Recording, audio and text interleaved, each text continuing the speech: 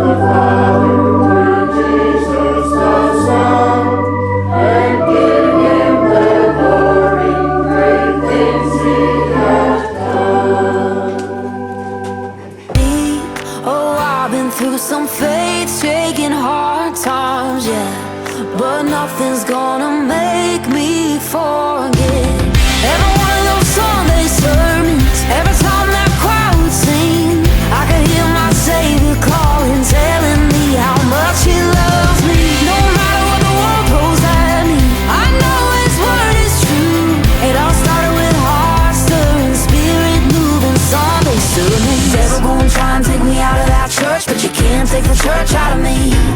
The devil gonna try and take me out of that church, but you can't take the church out of me. What in the world is going on? People are arguing about things, and there's just all these different subjects going on in 3 different readings for today. This makes no sense to me whatsoever. It's starting to sound like that TV show that I hate, Big Brother. All these people, alliances, this one, that one, whatever. It just doesn't make any sense. So then, excuse me for my ignorance, but I had to go back and look at what's being told to us here. And so, Acts of the Apostles was written by Luke, the same author as the Gospel according to Luke. And when was this written? This was written about 45, 50, 55 years after Jesus' resurrection. All of the people that were alive at the time of the crucifixion have now died. They're all gone. And you've got these groups of people all over what we would now call Israel and Syria, Lebanon, all these different groups of people that are following this one's story, that one's story, that one's story, and they all are believers in Jesus, but they all have different versions of what were believing. And so Luke comes along and says, most of the second generation is now elderly and passing on after Jesus. And so this is what he writes at the beginning of his gospel. Just as those who are eyewitnesses from the beginning and ministers of the word have handed them down to us, I too have decided, after investigating everything accurately anew, to write it down in an orderly sequence for you, most excellent Theophilus. Theophilus is the follower, the disciple that Luke was writing to, so that you may realize the certainty of the teaching you've received. So Luke is saying, you've all heard all these things, and I've investigated them all and picked out what's true, and now I'm writing it down for you, and this is the Gospel of Luke. And that was a huge success. And so now it's time for the sequel, Volume 2, and that's the Acts of the Apostles. So that was written after the Gospel of Luke. At the time of the crucifixion and the resurrection, people at that time expected Jesus to come back at any minute. You remember the scriptures saying, don't bother getting married, don't bother doing this, don't bother doing that, because Jesus is going to be here any second. We don't know when, but he's going to come right any minute, and we're all going to be lifted up to heaven. That's what people believed. Well, time went on, and this person died, and that person died, and that one died, and pretty soon all of those people that were alive at that time are gone. Now it's the next generation, their children, and now their grandchildren are coming along. So what's happening is more and more people are beginning to hear the message and follow the way, which is what it was called back then. It was just a different way of living, and so the way is growing. And what's happening as it grows and grows and grows, and time goes on, without really thinking about it, the beginning of a church is happening here. And that's a lot of what we're reading in the Acts of the Apostles, is this couple of disciples are going off here, and these are going there, and these practice this, and these preach to the Gentiles, and these preach only to the Jews and not the Gentiles, and all this stuff is going on. And Luke is trying to put it all together. And so the Acts is how the church, the Christian church, was formed. The who, the what, the where, the how, and the why. That's what the Acts of the Apostles is all about. So yes, it's confusing because we're hearing what happens with all these people going out and spreading the word, and then we're hearing about the arguments and the fights right here in the scriptures. But in Luke, for the Acts, the main two characters, the co-stars of the show, are Peter and Paul. So Peter, the actual apostle, one of the 12, he went about healing, performing miracles, just like Jesus did. And he was the main spokesman for the way, the followers of Jesus. So Peter's the main guy, even before we had a church to have a main guy. So Peter is it. And Peter was really primarily responsible for the growth of the way in the early days. And then a couple weeks ago, we heard about Paul and his journey and how the vision happened, and he's blinded, and he meets the eunuch, and all this stuff. And Paul, the guy who's chasing down these followers of the way to get rid of them, is converted. And so Paul, at the end of his journey, goes to Antioch. Jerusalem is headquarters, if you want to call it that, and Antioch is like New York City, the main city for people that are following Jesus. And so the followers of the way in Antioch, they commissioned Paul and Barnabas to go out and continue spreading the word. And they're going north and they're going east, and eventually to Lebanon and Greece, and eventually get to Rome. But it's Paul and Barnabas that are spreading the good news. And just like Peter, they are going out and they are healing, raising from the dead, and accomplishing all sorts of miracles the same way that Jesus did and that Peter did. The odd thing here, though, is that Paul and Barnabas, what they were preaching, didn't impress the Jews. For whatever reason, it doesn't say why, but the Jews were not impressed.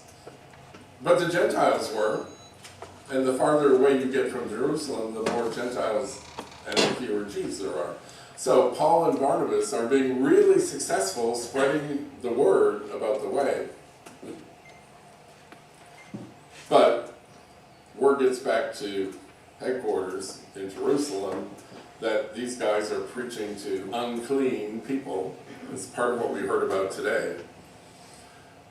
And so, but people in Antioch like what's happening, so they send Paul and Barnabas out again and again. So they've gone out 3 times now, and each time the Jews are not really impressed, but Gentiles are beginning to follow.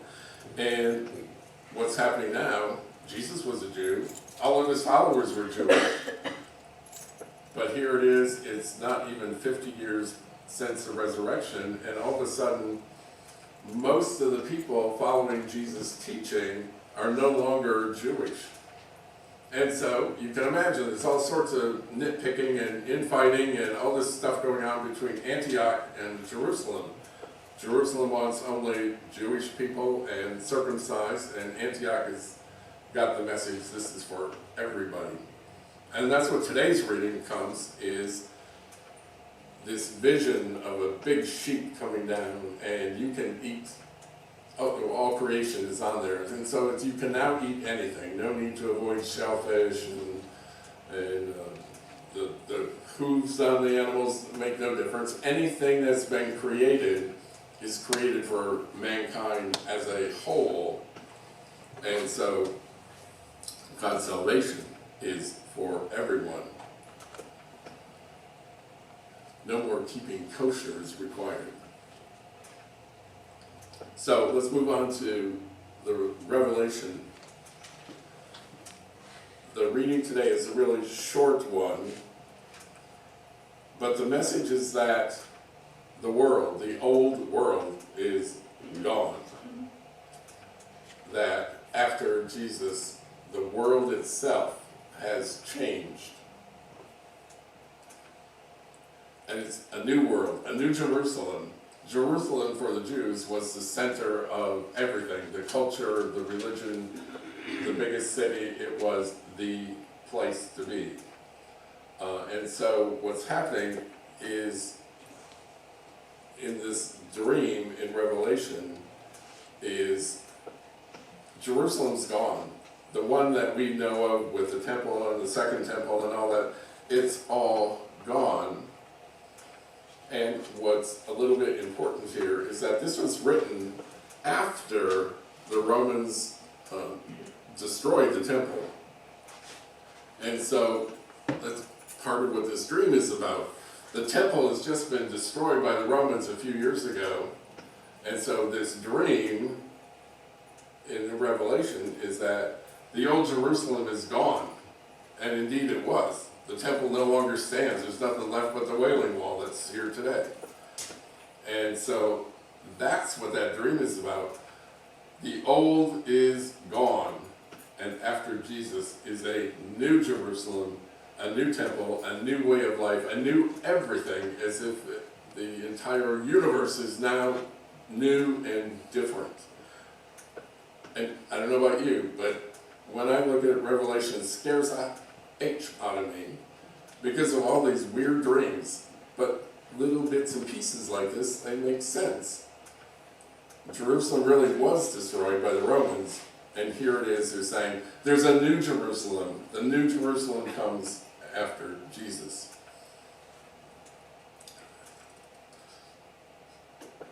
And part of that dream is God's dwelling is with the human race. The human race, not the Jews. He will dwell with them, and they will be his people, and he will be their God, and God himself will always be with them. So it's no longer just the chosen people of Israel, it's now everyone. And in this dream, from the throne comes the voice, "Behold, I make all things new. I am the Alpha and the Omega, the beginning and the end." Again, reinforcing that salvation is for all, not just the Jews. So, let's move on to the gospel. Once again, why is this little reading in here? It makes no sense to me. Well, the Gospel of John was written even after the Gospel of Luke and the Acts of the Apostles. It's written about 10 years, so it's now maybe 65, 70 years after the crucifixion and resurrection. May have been written in Antioch. You remember the number 2 city, not Jerusalem, but there's no proof of it one way or the other. And this little section that we heard this morning comes at the Last Supper, right after they've had the Last Supper and they're about to go out to the Garden of Gethsemane. And once again, why this? Why now? But Jesus says, "My children, I will only be with you a little while longer." They have no idea what that meant. They had, in the next hour, a couple of hours, the Passion was about to begin. And he says, "You will look for me, and as I told the Jews, where I go, you cannot go now. So I say to you, I give you a new commandment. Love one another. As I have loved you, so you should love one another. This is how everyone will really know that you are my followers, if you have love for one another." Okay, we all know about the Last Supper. And actually there were 3 big messages about the Last Supper. There was the bread and wine, the sacrifice. This is my body, this is my blood, do this in remembrance of me. We all know that. You've known it since you were 5 years old. And that's one of the main things about being a Christian is Jesus sacrificing all for us. But there were 2 other things at the Last Supper that were so important. And the first was at the very beginning when Jesus wrapped a towel around his waist and washed the feet of his disciples. For me personally, that is one of the most important things Jesus did in his entire life. Because in that act of getting on his knees and washing the feet of his followers, the same followers that never got the message, never understood it, and always doing it wrong, Jesus was on his feet washing their feet, or on his knees washing their feet. That is so profound. And I don't know if any of you have ever been to a Catholic Mass on Holy Thursday when the priest or the bishop washes the feet of people. I once had to do that, to bare your feet and have, the clergy person that you've looked up to forever on their knees washing your feet. That, there's no way it doesn't hit you big time. And so that really is an important message of Jesus from the Last Supper. And then there was the bread and the wine, and then the third one is this commandment. This is the last time I get to talk to you folks. Love one another. He's summing up the 3 years he spent preaching and teaching and healing and doing miracles, and it comes down to one sentence. love one another. That's how they'll know you're my followers, because you love one another. Okay, bring that forward 2,000 years, and now I'm about to feel like the pot calling the kettle black here. Look at the followers of Jesus today. Here we are in Atlanta, Michigan, population 703. I don't know, but it's not much more than 700. And what do we got here? 30 to 40 people here. Okay, that's 5% of the population, but we've got churches all around us. We got Catholic down the street, we've got Episcopal up the other way, we got the Mormons, we got the Baptists, we got the Evangelicals, and the non-aligned churches. There's all these tiny little churches all around us, and if all of us sit down after coffee downstairs and start talking about their churches, we would all say, well, I can't go to that one because they believe such and such. No, I can't go to that one because so-and-so that goes there, I can't be associated with them. And on and on and on, we will criticize all of those other churches, and the only right church is this one. Right? We've all done it. And if we take Jesus' message to heart, what does it matter? We're all followers of Jesus. And so it's up to us as a follower to read, to study, to try to understand as best what is the message of Jesus. Because we're all brothers and sisters. Just like that song said, we are brothers and sisters, and we are all believers and followers of Jesus. So we need to put our bitch in and start working together instead of separately. They'll know we are Christians by our love. Well, we aren't showing a whole lot of love these days. And not just here in Atlanta. But you want to get people going. What about starting a conversation about death penalty? Should we have a death penalty or not? A lot of people, a lot of Christians say yes. You know, an eye for an eye and a tooth for a tooth. But that's not what Jesus said. What about war? You know, we've grown up with this idea of there's a just war, and that without war in World War II, the whole humanity would have been different. I don't know the answer on that. What about how we worship? What are worship services like? Well, I can't go to the Catholic Church because they're highfalutin. Well, I can't go to the Presbyterians because they're arguing about stuff I don't even understand. And I can't go to the Holy Rollers because they're holding snakes. Whatever. We find some reason not to like another follower of Jesus because of the way that they worship. What about the name of God? We've all had those conversations. The only name of God is Jehovah. No other name counts. Well, Jehovah is one of the names of God. What about communion? Is it bread and juice or bread and wine, or is it the body and blood of Christ? Want to start a fight among Christians? Start talking about communion. What about feeding the hungry? Well, should people get off their A's and get a job and buy some food? Or should we, no matter the situation, should we be feeding the hungry? We're not to judge. Exactly. You know, the hungry, the lonely, the sick.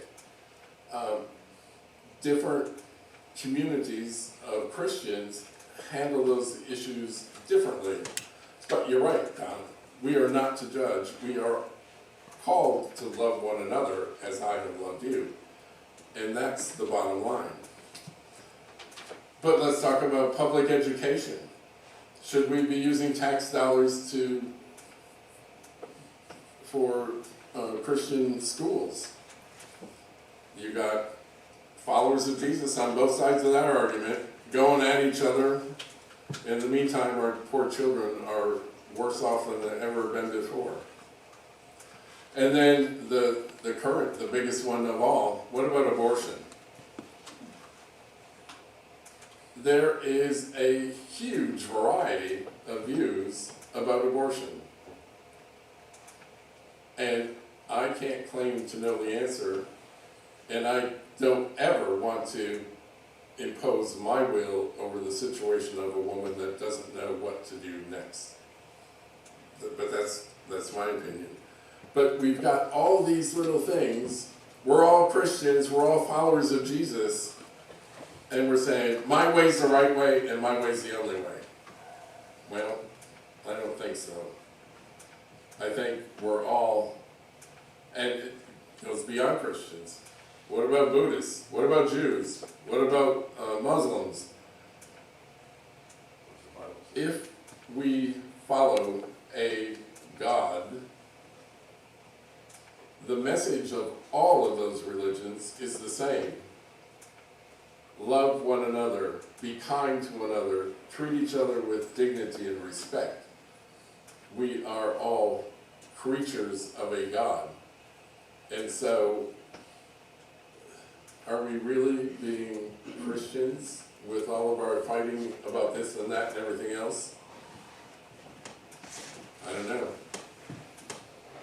But in the end, it's how we treat each other and all other human beings, regardless of whether they're male or female, or transgender, or white, or black, or brown, or yellow, or purple.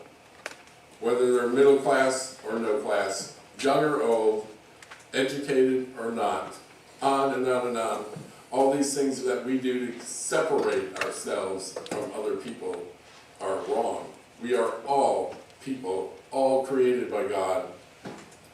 And if we really want to follow Jesus, we need to listen to that commandment at the Last Supper. Love one another. All wrong.